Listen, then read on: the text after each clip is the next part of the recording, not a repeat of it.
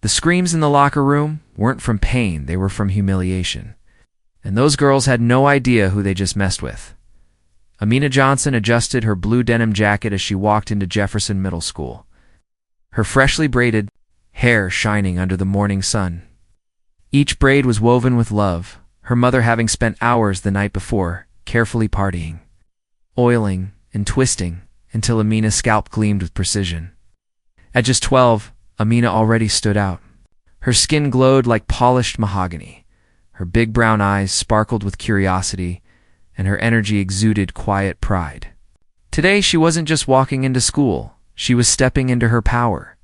As she passed through the hallway, a few girls turned their heads and whispered. They weren't whispering about her grades or her kindness.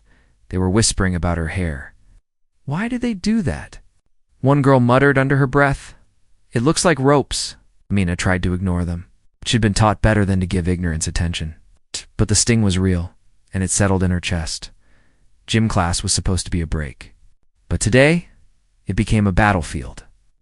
As Amina opened her locker, 3 girls, Jade, Brittany, and Kaylee, surrounded her. "You think you're cute with those rope snakes?" Jade sneered. Before Amina could react, Brittany pulled out a pair of scissors. The cold metal of the scissors sliced through the braid at the base.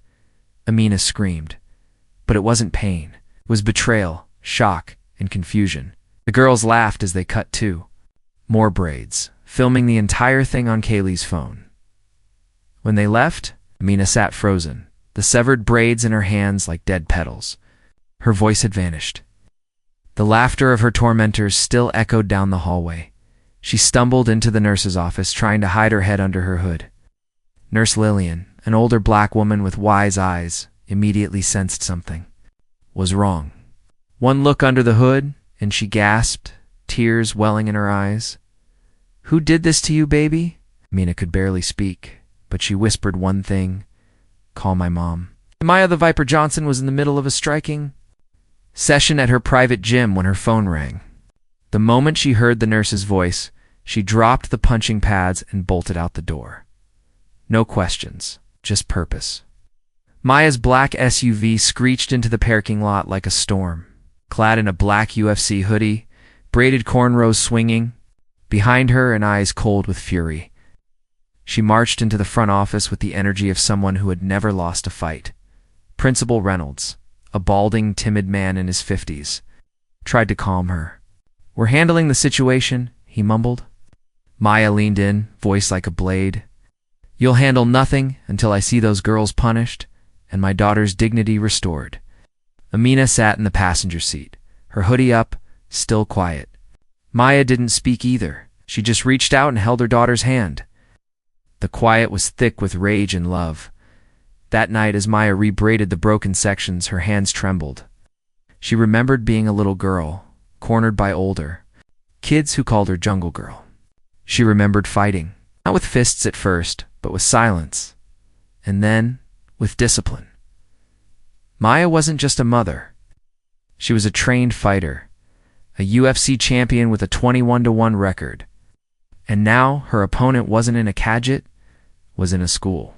A system that failed to protect her child. She posted a photo of Amina's braids with the caption, "This is what they did to my daughter today." Because she was proud of her hair. Because she was different.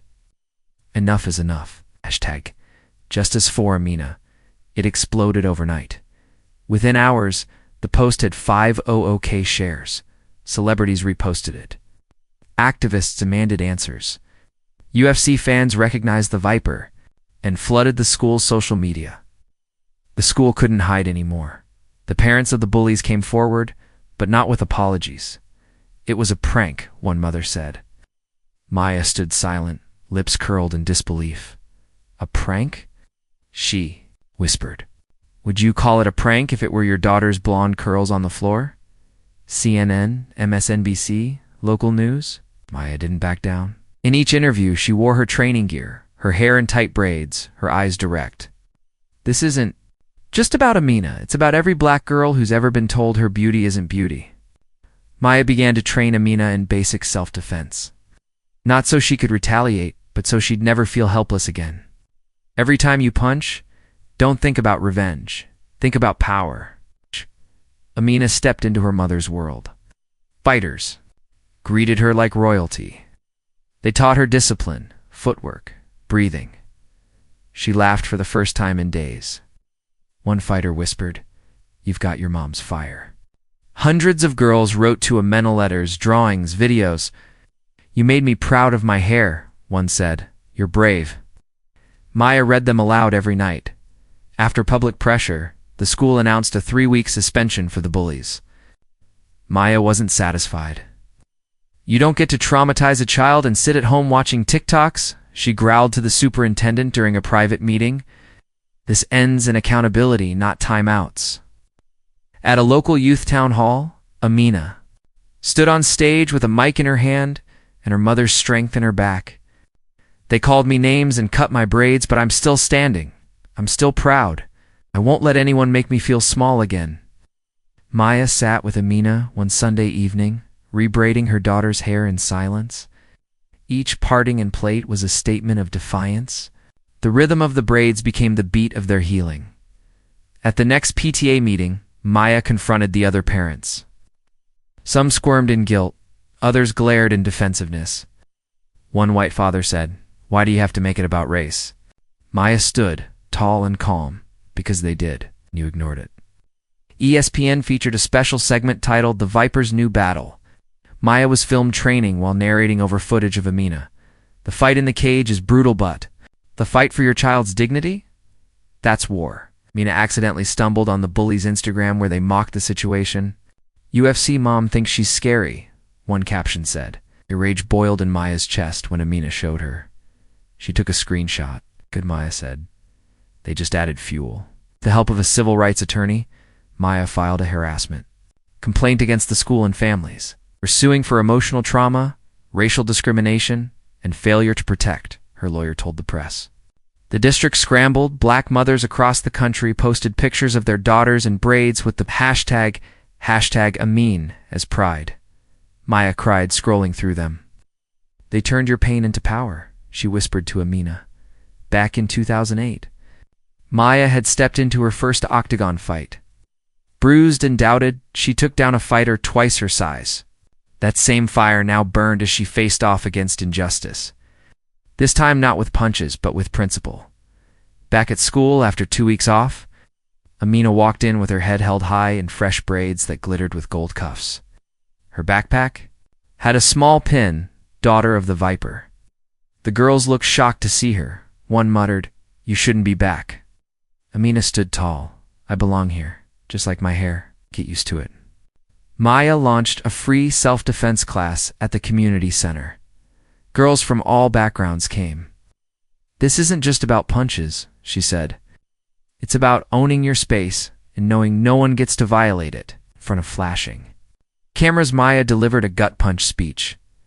"My daughter is not a teachable moment. She is not your racial awareness project. She is a child who deserves dignity, and I will burn this whole system down to get it for her." A new clip surfaced longer. Footage of the attack showed teachers walking by the locker room and doing nothing. The outrage quadrupled. Maya's phone rang non-stop. Lawsuits, firings, and chaos followed. Dana White called. "You want to fight again?" he asked. "I'll give you the Vegas card." Main event. The Viper returns. Maya paused. "Only if I can bring Amina into the cage with me after." Maya trained for the fight, and Amina shadowed her every day. Push-ups, jump rope, footwork. "We're not just training bodies," Maya said. "We're building minds that don't flinch." At the UFC press event, Maya's opponent, Vanessa Steele, Queen O'Neill, mocked the situation. "This isn't a therapy session. This is fighting. Leave your mommy drama at home." Maya smiled coldly. "Bring that same energy to the cage. Bright lights, screaming fans, a sold-out arena." Amina stood in the front row, braided hair shining under spotlights, wearing a t-shirt that read, "Watch me rise." Maya entered, the cage with vengeance in her veins. From the bell, Maya dominated. Her jabs were sharp, footwork flawless.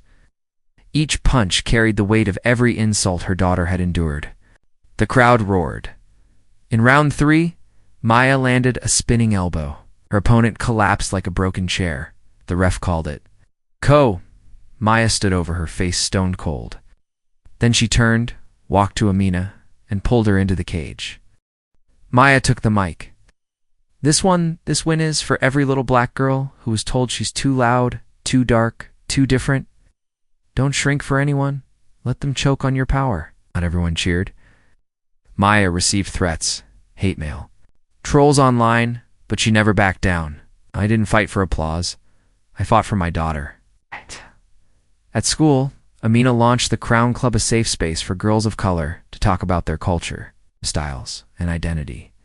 It filled. Up in 2 days, Maya and Amina received a joint award for community impact.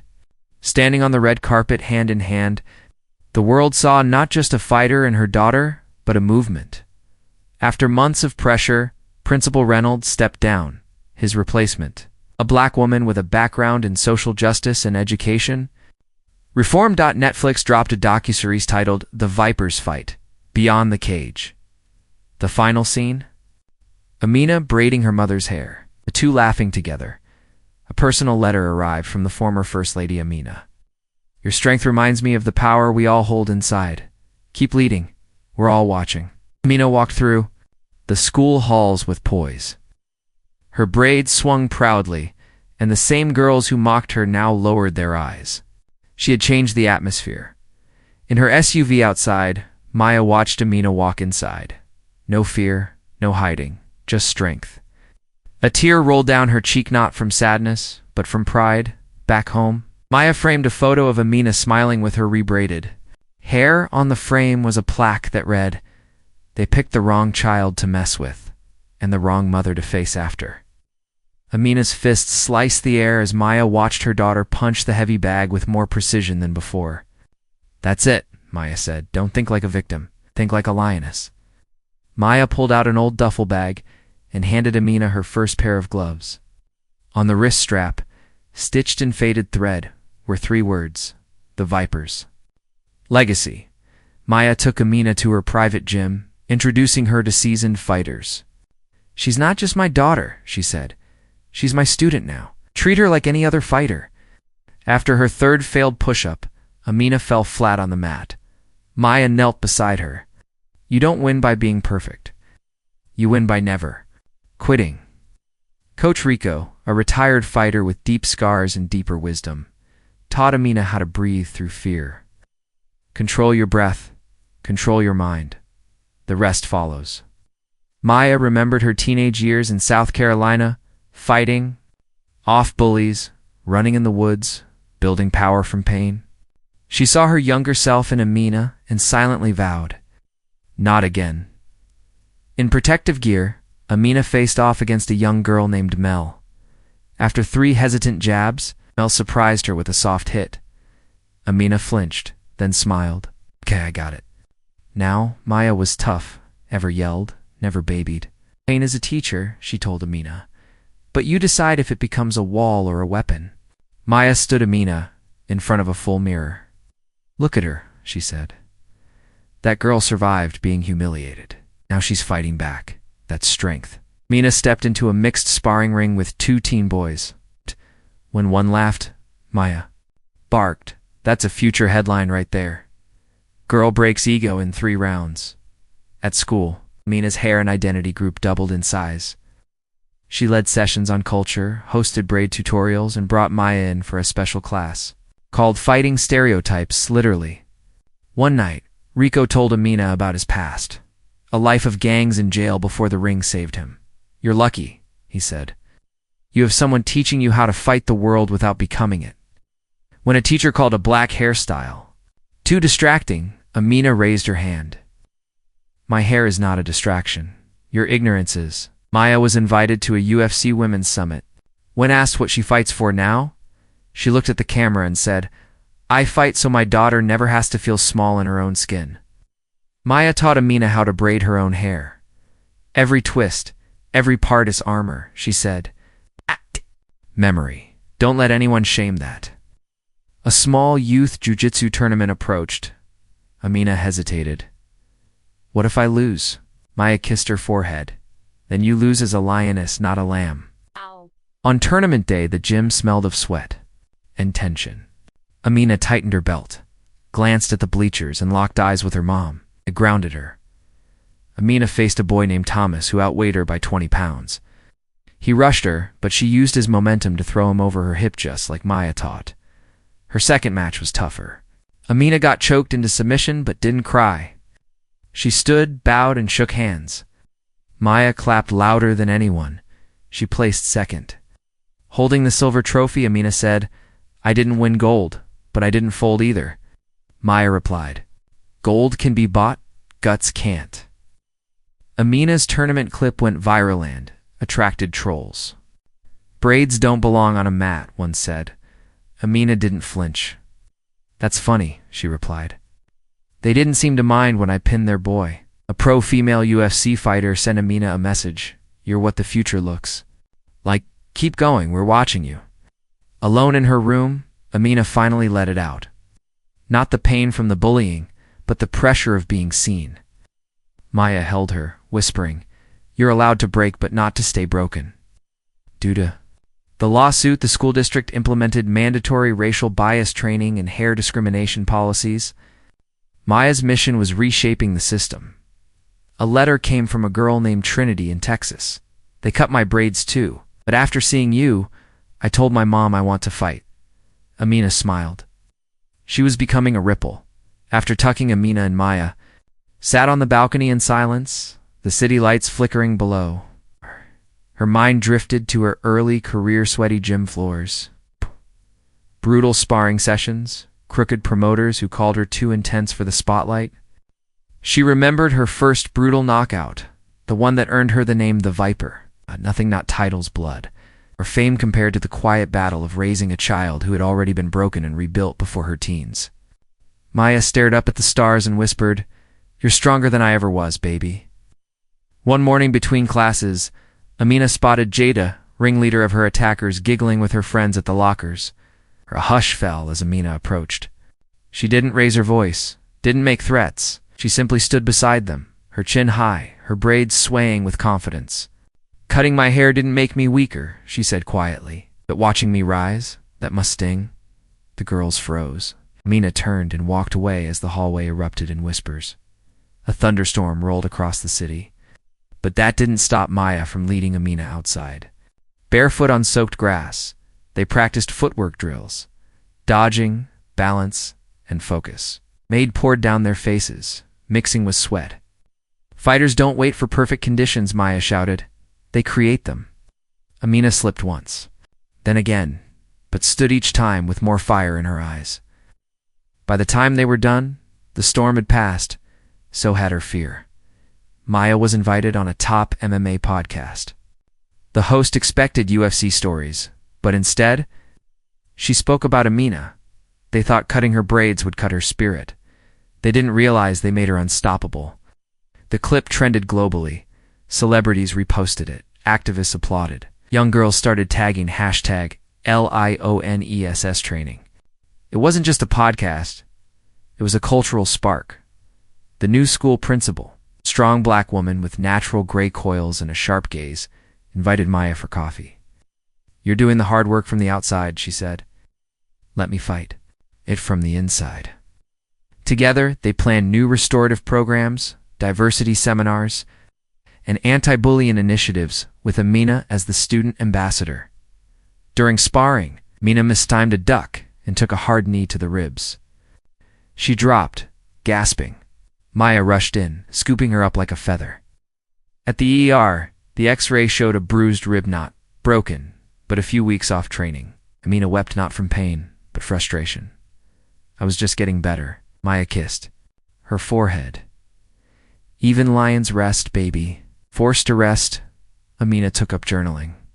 She wrote daily entries about strength, self-worth, fear, and resilience. "I used to think pain meant weakness," one entry read. "Now I know it means I'm real." Her journal would later become the foundation of a future book. Maya took Amina back to the gritty streets of her childhood. They passed the abandoned boxing gym where Maya had once trained with a rusty speed bag and cracked gloves. "This is where I learned to fight," she said. "But I never learned to forgive until you were born." Amina gripped her hand tightly. We don't forget, but we move forward. They appeared together on a national talk show. The host asked Amina, "What did you learn through all this?" Amina looked straight into the camera and said, "That being black and a girl and proud of both isn't dangerous. It's powerful, and they were scared of that." The crowd gave a standing ovation. Kaylee's mother approached Maya at a grocery store. "I just wanted to say, hope you know they were just kids." Maya's eyes narrowed. "And my daughter is just a child too, who now has nightmares, who still flinches when scissors come near." She walked away without another word. Some things didn't deserve grace. One night, Amina broke down while trying to rebraid her own hair. "Why do I still feel dirty?" she sobbed. Maya sat beside her and took over the braiding. "Because trauma leaves stains. Love washes them out. We'll keep washing until it's gone." Amina was the youngest keynote speaker at a national girls' empowerment conference. On stage, under hot lights, she told her story. She ended with, "My hair isn't just hair. It's my history, and it grows back, stronger." The crowd erupted. Maya was inducted into the UFC Women's Hall of Fame. She wore a sleek black jumpsuit, cornrows lined with golden cuffs, and held Amina's hand on stage. "Titles fade," she said, "but what I built at home, that's eternal." Lying under glow-in-the-dark stars, Amina whispered, "Do you think I'll ever stop being scared of people?" Maya stroked her hair. "You don't have to stop being scared. You just have to make sure they're scared of what you'll become." At school, Amina stepped between a new black student and a group mocking her accent. "You think this is funny?" she said calmly. "Try me." The bullies backed off. The girl cried. "Thank you," she whispered. Amina hugged her and replied, "No one stood for me. I won't let that happen again." A biased news outlet tried to paint Maya as an aggressive black mother exploiting the system. Maya held a press conference, looked the cameras dead in the eye, and said, "They weaponize our strength. But I'm done apologizing for surviving." Girls from different cultures, Latina, South Asian, Muslim, and indigenous, joined the Crown Club. They braided each other's hair, shared their stories, and built something powerful. Sisterhood forged through pain and pride. Months passed. The girls who had once tormented Amina avoided eye contact now. One transferred schools. Another dropped out of sports. Amina never gloated. She simply lived louder, freer, and more proud than ever before. Maya got a small tattoo on her forearm, a braid looping into a snake. "It's for you," she told. "Amina, your hair, my fight, both sacred." On her 13th birthday, Maya gifted Amina her first pair of custom UFC training gloves. Inside the wrist strap, stitched in bold gold thread, "Lioness Rising." Amina qualified for a national youth competition. The mat felt different, brighter, bigger, but her heart was calm. "I've already survived worse than this," she whispered. And she fought like she belonged there. After winning her final match, Amina fell into Maya's arms, sobbing. "Not because I won," she said through tears, "but because I didn't give up." The Crown Club hosted its first citywide summit. Hundreds of girls came. Maya delivered the closing words. "Your hair, your voice, your fire, they're not problems. They're power." And no one cuts that off ever again. A publisher offered Amina and Maya a deal. Lioness Rising, a mother and daughter's fight against hate. The book would share their journey. Maya smiled. "We fought, now we write." On a quiet morning, Amina stood in the mirror, braiding. Her hair with no help, no fear. She looked at herself not as a victim, not even just as a survivor, but as a symbol, a story, a spark. Linus. Her braids were long, her shoulders were long, her shoulders back, and her backpack heavier, not just with books, but with purpose. As she stepped into Jefferson Middle, the silence was no longer uncomfortable. It was respect. The school's entrance now featured a mural titled "Crown and Courage." It was a painting of girls of color, smiling, fierce, and proud. In the center was a braided silhouette. Amina stood in front of it, her reflection merging with the art. "They tried to erase me," she whispered, "but now I'm everywhere." Maya sat in her car across the street, watching Amina walk through the school gates. She used to walk. Her in. Now, she watched from a distance, not because she was needed less, but because Amina had become more. The Crown Club evolved into something bigger, the Lioness Club, a cross-school initiative where girls taught each other about pride, heritage, strength, and self-defense. Amina was unanimously voted its first president. Standing in the gym in front of 200 girls, Amina spoke. This isn't about revenge. This is about rebirth. They broke me. I rose. Jade, the original. Bully was back after transferring out the previous semester. She walked into the auditorium and froze at the sight of Amina on stage. This time, it wasn't Amina who looked small. Yes, that White House. A staff member from the First Ladies.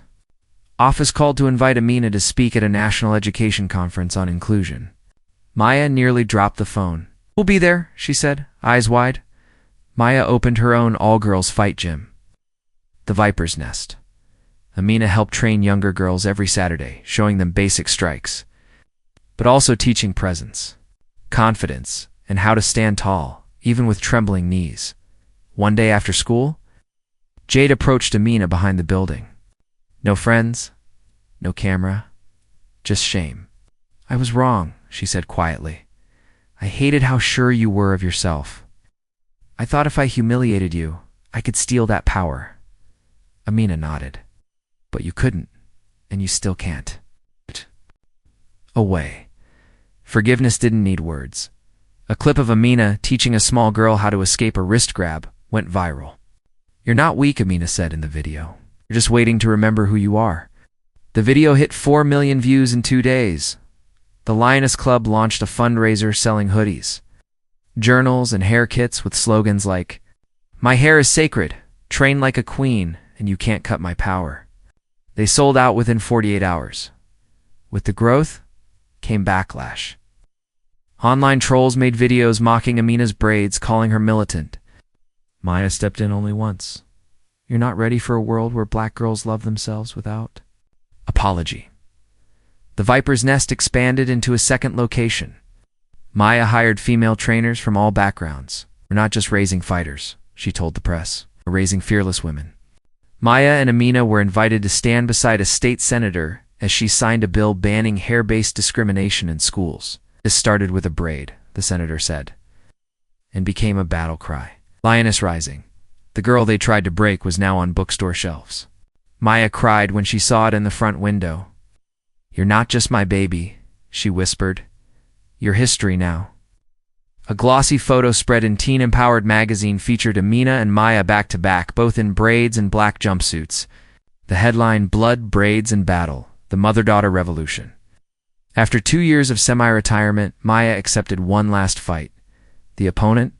A younger fighter who had taunted her online, calling her washed. Maya smiled.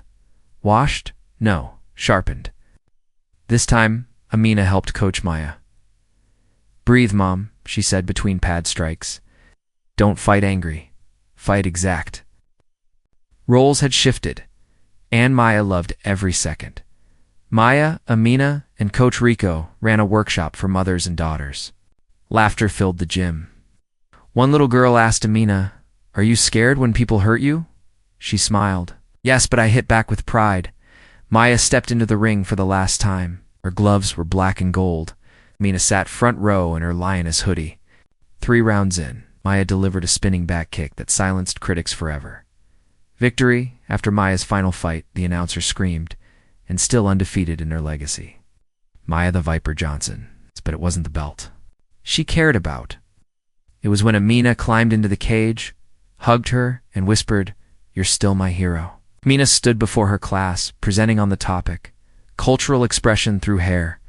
She traced the history of African hair tribal styles, colonization, resistance. Hair holds memory, she said, and memory is power. On a popular morning show, a conservative host asked Maya, Do you think you're turning your daughter into a political tool? Maya smiled coldly. No, I'm turning her into someone who won't be anyone's tool. At school, a shy girl. named Aliyah started following Amina around quietly. One day she finally spoke. "I get scared when they laugh at my accent." Amina sat her down, handed her a lioness notebook and said, "Then let's teach you to roar." While helping a student at her gym, Maya's old shoulder injury flared. She dropped a pad mid-session. Pain gritted her face. "That's enough fighting for one lifetime," Rico said. Maya nodded. It was time to pass the torch. They launched a weekly podcast called Braid and Bloodlines. Topics ranged from self-worth to school trauma to what it means to heal out loud. It became a top 10 podcast on Spotify in under a month. A student in another state was expelled after wearing lokes. Amina posted a tearful video that went viral. "Why are we still fighting to be seen as human?" A march followed. Tens of thousands wore their natural hair in solidarity, invited by an African rights organization. They traveled to Ghana. Maya cried at Cape Coast Castle. Amina braided hair with village girls and learned traditional fighting techniques. "This is where our strength started," Maya said, "and we carry it forward." At school, Amina was challenged to debate, a student who questioned why hair politics even matter. She smiled and dismantled his entire argument in front of the class. When you get mocked for your biology, it becomes your politics. The mother-daughter duo was honored with the Youth Vanguard Award. The audience of elders, artists, and icons stood when Amina took the stage. "You told me my voice mattered, so I'm going to keep using it until the world hears all of us." Book, The Viper's Strike, detailing her childhood, career, and fight for her daughter. Debuted at #1 on the bestseller list. "I used to think I was born to fight in cages," she wrote. "Turns out, I was born to break them." Hosted a nationwide event called Braiders of Justice's celebration of natural hair culture and resistance. Thousands gathered. Heads were braided on stage. Speakers shared stories. Tears fell. Amina closed the night with, "Our roots run deep. You can't cut them off."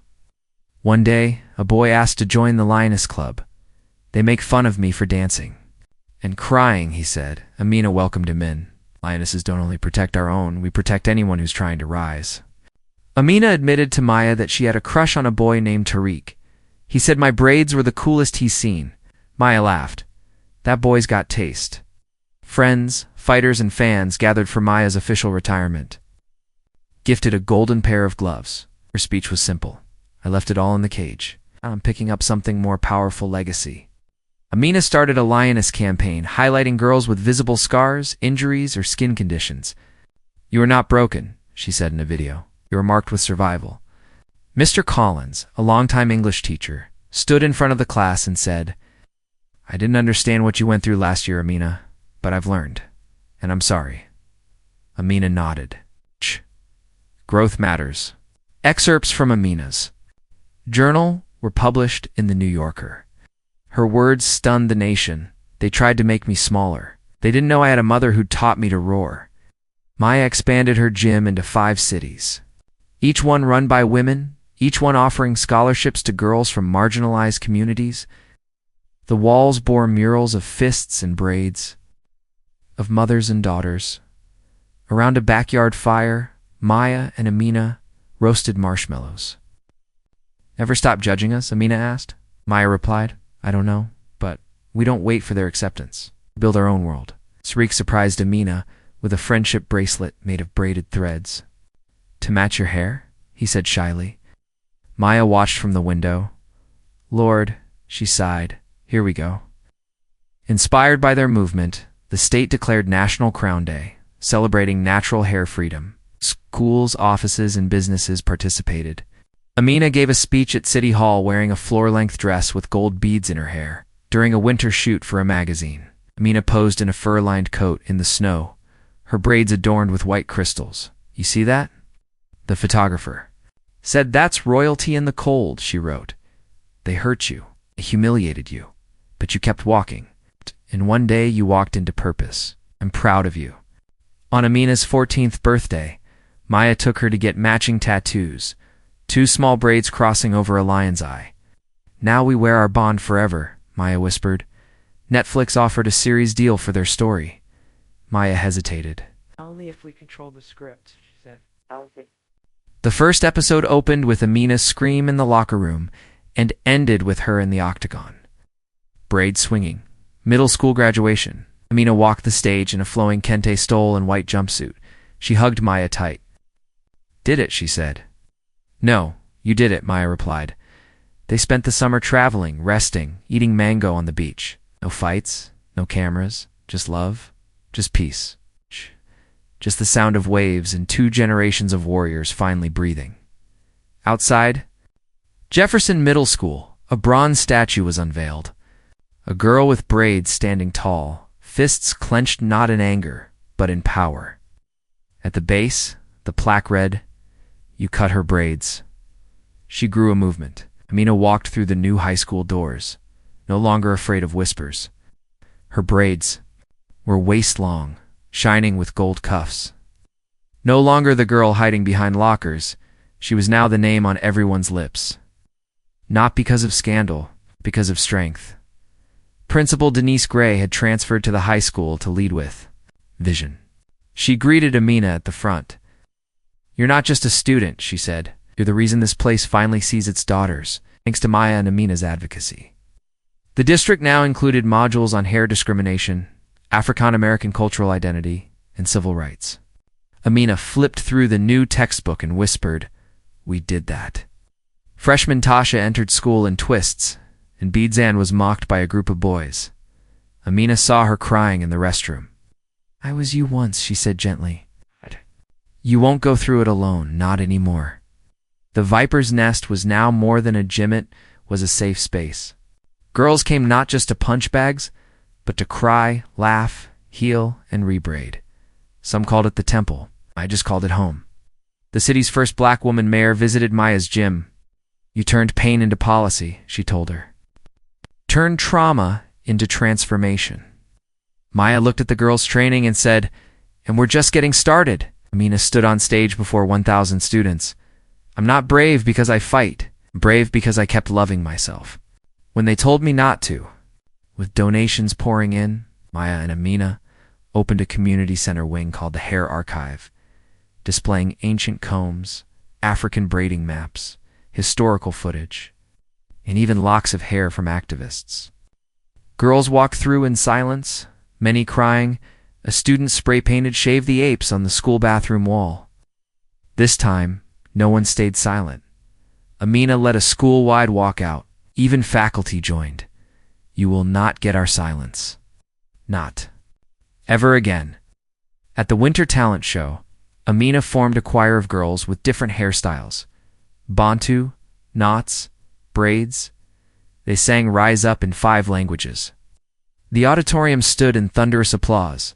Tears everywhere. Amina received a scholarship to study in South Africa for 2 weeks. There, she braided hair with village girls and learned Xhosa phrases. "It's not just about being black," she journaled. "It's about being rooted." TikTok user tried mocking Amina's braids in a stitched video. Within hours, thousands of creators, black, Latina, Asian, white, defended her with duets and stitches. The trend, #braids are not yours to mock. A hospital scan showed Maya's shoulder damage was worse than thought. "Surgery's risky," doctors said. Maya looked at Amina. "If I can't fight again, promise me you'll still carry the mission." Amina gripped her hand. "We already are." Amina dreamed of a woman in tribal dress braiding her hair. "You carry more than pain," the woman said. "You carry lineage." When Amina told Maya the dream, she whispered, "Our ancestors braid too." Tariq and Amina walked to school holding hands. Amina's braids were in a high ponytail, bouncing. As she laughed, "Your smile is louder than your words," he said. "Your braids speak louder than both." Maya and Amina hosted a gala. Women came dressed in head wraps, lokes, braids, beads. They raised $1.2 million for cultural education. "We're not just raising funds," Maya said. "We're raising a future." The girl who once bullied Amina tried to sue for defamation after being named in the Netflix series. The judge threw out the case. "You weren't defamed. You were exposed," justice roared. Maya was asked to teach hair and cultural bias workshops for the local police force. "You can't protect what you don't understand," she said. By the end of the session, Some officers wept. Amina was nominated and won homecoming queen. But instead of a tiara, she wore a golden headpiece woven into her braids. "This crown has roots," she said to the crowd. The girls recorded their first EP.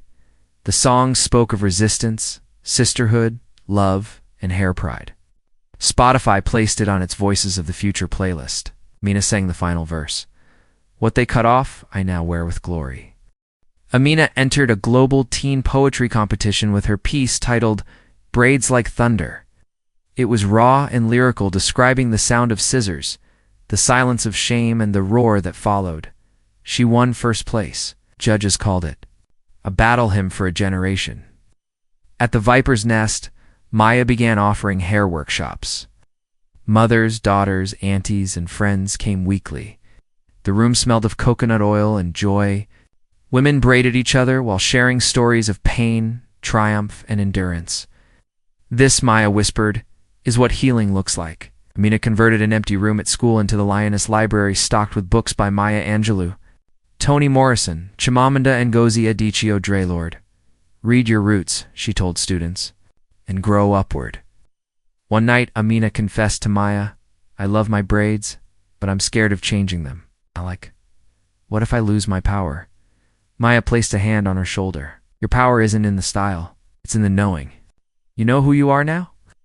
In a symbolic moment, Amina cut her braids off, not out of shame, but liberation. She rocked a fierce, tapered afro. Her friends gasped. "You look like a warrior queen," she smiled. "I feel like one too." Someone anonymously left a racist note in Amina's locker. "You're not American, you're jungle." She stared at it, then folded it into a paper plane and let it fly out the window.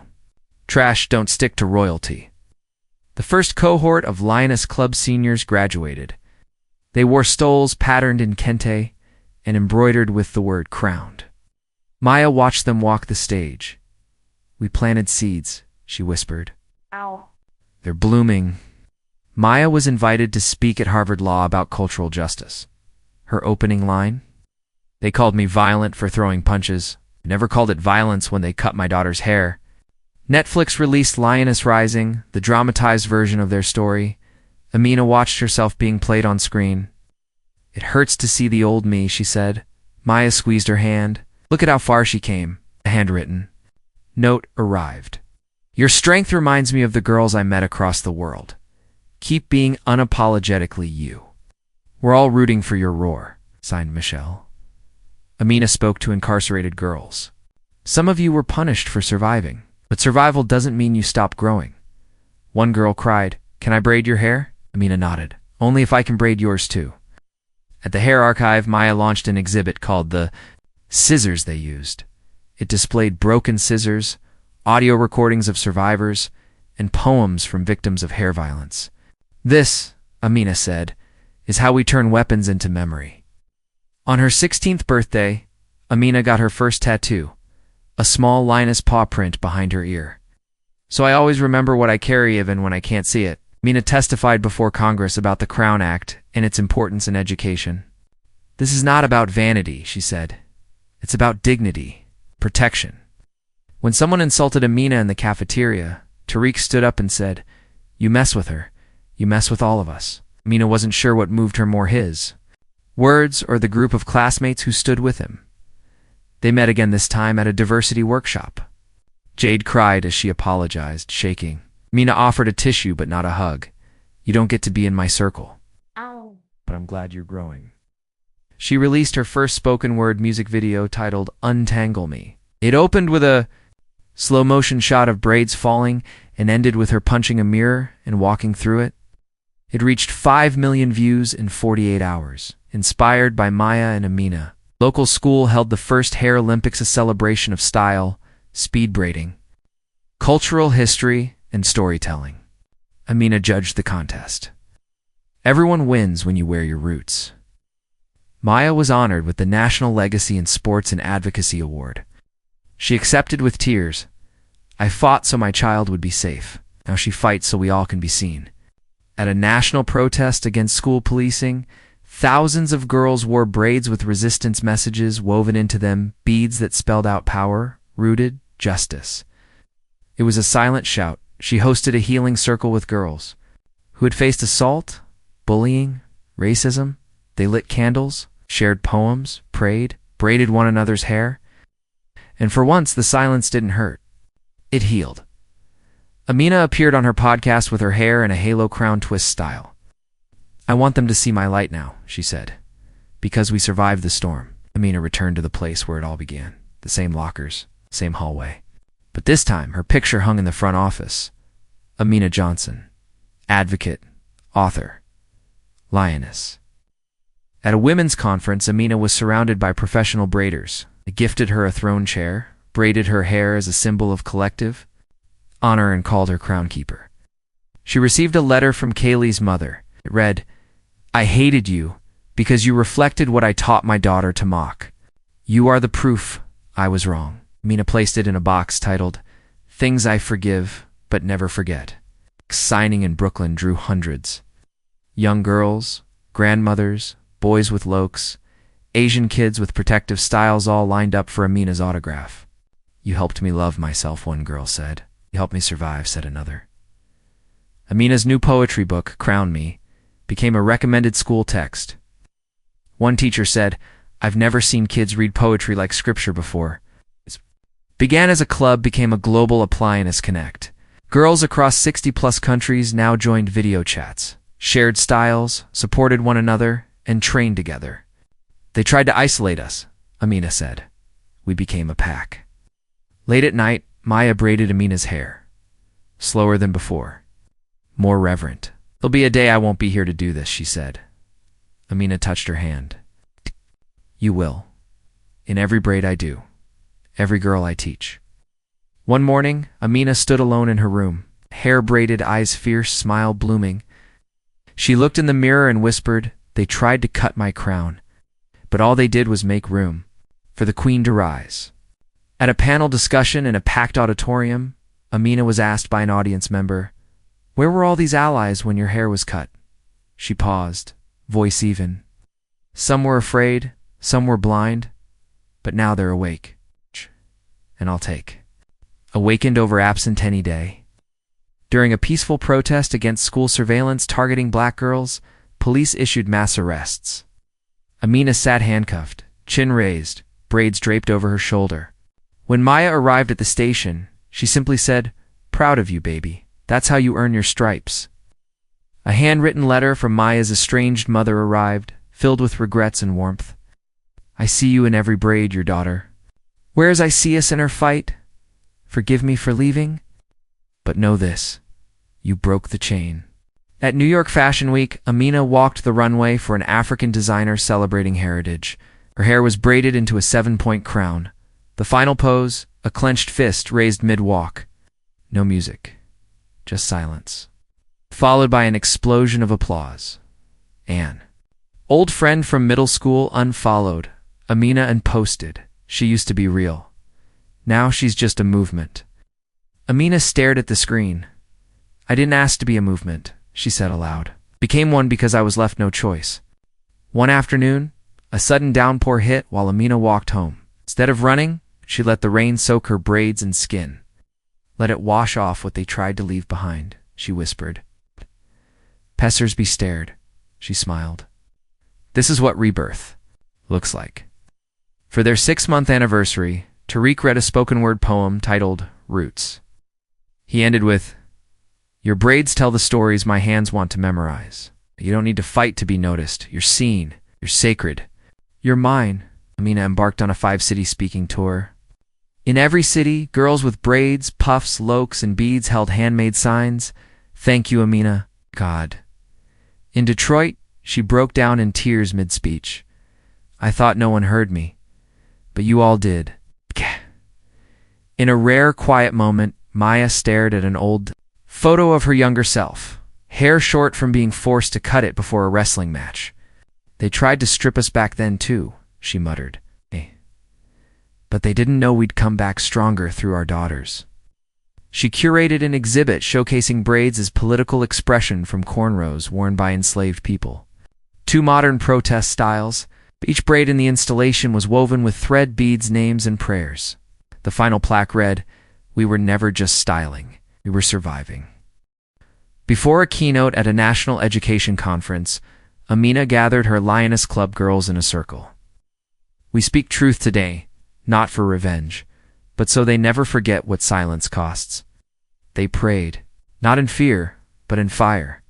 In a soft montage filmed for the Netflix series, the locker room scene was recreated, but this time it cut to present day. Amina standing in that same locker, braids long and defiant, wearing a black jumpsuit. She didn't cry, she nodded to the mirror. Still here? To reclaim her injury? Maya tattooed a vine of braids blooming into roses over her shoulder surgery scar. This pain made me, she told the tattoo artist. So I'm wearing it like art now. In the gym, 10-year-old twins taught a 6-year-old how to braid for the first time. Twist it, tuck it, then loop, they said together. Maya stood. In the doorway, eyes wet. This is everything I fought for. At a cultural summit, Amina was seated beside leaders, activists, and CEOs.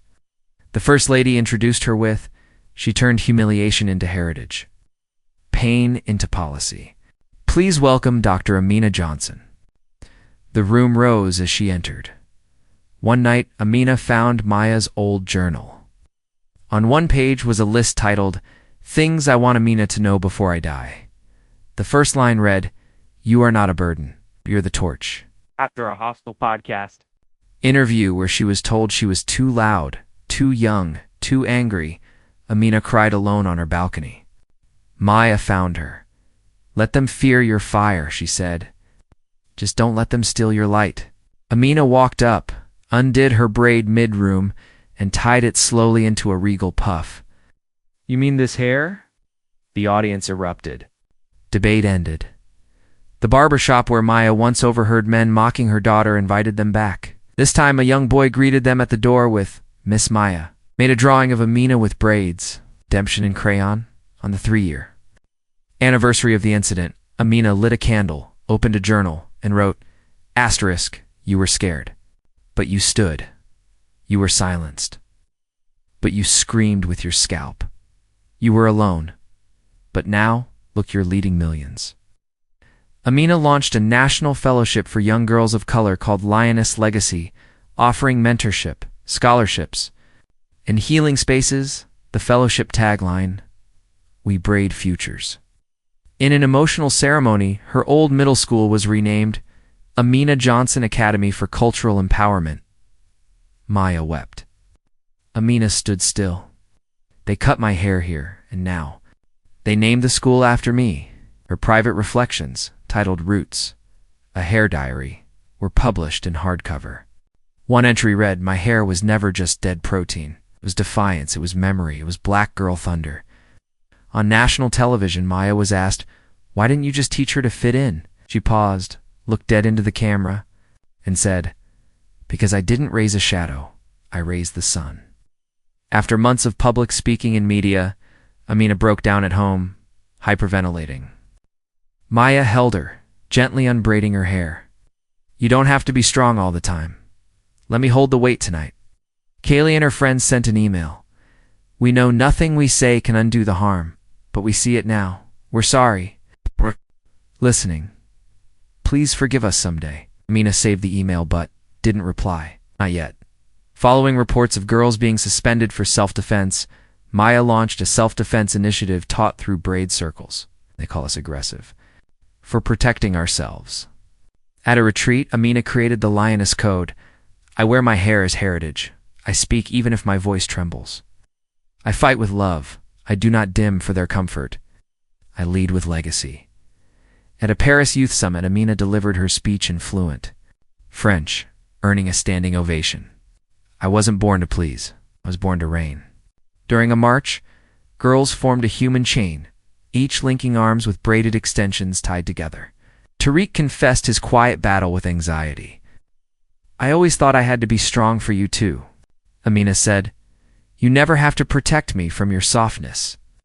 That's your strength, not your flaw. One lioness, Nadia, confessed she'd been self-harming after online bullying. Maya and Amina hugged her tightly. Let's turn every scar into story, Amina said. They created a campaign called Scars Don't Silence. One of their youngest members, Malaya, passed away due to a chronic illness. At her funeral, her coffin was draped in purple braids. Amina sang. Maya cried. She changed us all, she whispered. We keep her crown alive. The coach, who once forced Maya to cut her hair in high school, visited the gym in tears. I didn't know what I was doing. I see it now. I'm sorry. Maya nodded. I accept your apology. But I'll never forget who it cost. Due to stress and product allergies, Amina began losing hair. She stared at the clumps in her hand, shaking. Maya helped shave her head, whispering, Your crown isn't gone. It's just being reborn. No hair, no extensions, no earrings. A black turtleneck and a gaze of fire Amina's photo graced the cover of Time magazine. Caption, unbothered, unbreakable, unbraided. Months later, her hair began to grow. Slowly, softly, with love, she braided it again for the first time. Welcome back, she whispered in the mirror. I missed you, NASA announced. A new mission end. One of the astronauts was a black woman with braids. During liftoff, she said, Thanks to girls like Amina, we now wear crowns in the cosmos. What? Of her Lioness Club members had a baby and asked Amina to be the child's godmother. You helped me survive my worst days, she said. Now I want you with me in my best ones. With help from museums worldwide, Maya and Amina launched an online archive documenting braiding traditions from over 50 cultures. From cornrows to Kanakalanwi, are more connected than colonized.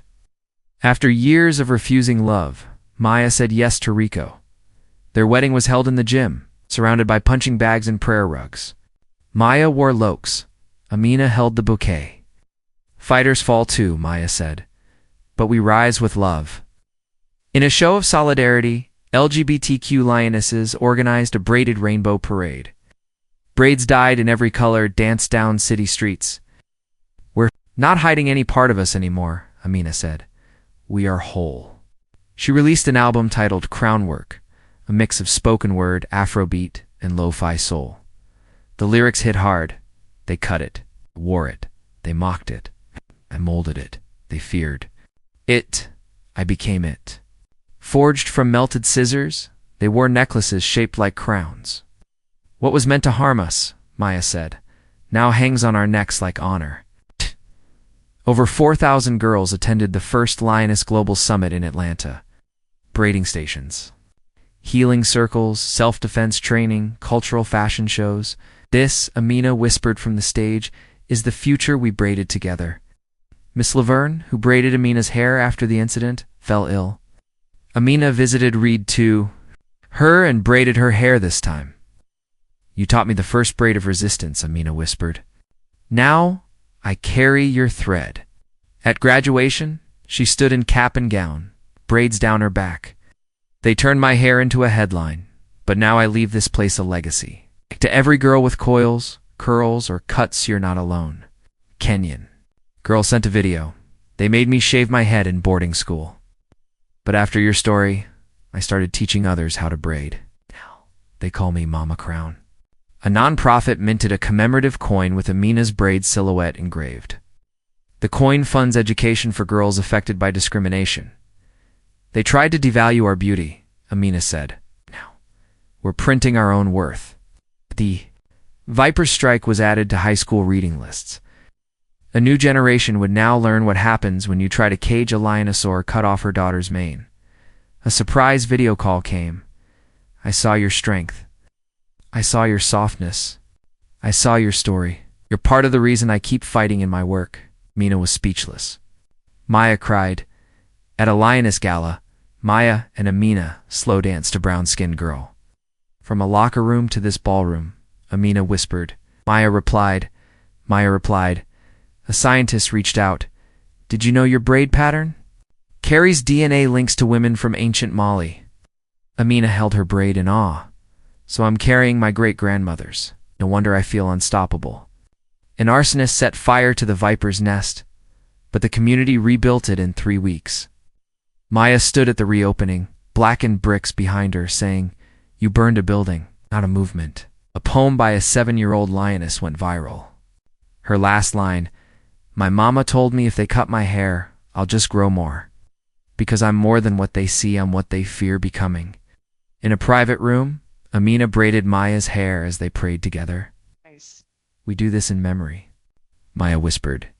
"In war, in love, in glory." Amina nodded. "In all of us." Standing before the United Nations, Amina said, "I was 13 when my crown was cut. Today I speak for millions of girls who walk into classrooms where their beauty is policed and their dignity unbraided. No more. Not under our watch." The Smithsonian added Amina's braids, ribbon, and school photo to its Black History exhibit. A plaque read, "A crown once cut, now immortalized." Late at night, Maya stood before a mirror, older now, braided by her daughter. She whispered to herself, "You did it, Mama. You saved her." And she saved the world. On the anniversary of the original attack, girls across the world wore braids and posted the same caption. She wore her braids like a crown of fire because she was never meant to be extinguished. Amina stood at the edge of a global summit stage in South Africa, braids wrapped high in a crown that shimmered under the floodlights. Behind her stood girls from every continent, each with their hair braided in a style native to their culture, yet all linked by the same gold thread tied through each lock. She took a deep breath and looked into the sea of young faces, some crying, some beaming, all unbroken. "They tried to silence me with scissors," she said, voice unshakable, "but I turned every strand they cut into rope-braided not with fear, but with legacy. And now the whole world wears its crown." As she raised her fist and bowed her head, a wave of girls raised theirs back. The roar wasn't violent. It was victorious. It was final. It was forever. The end.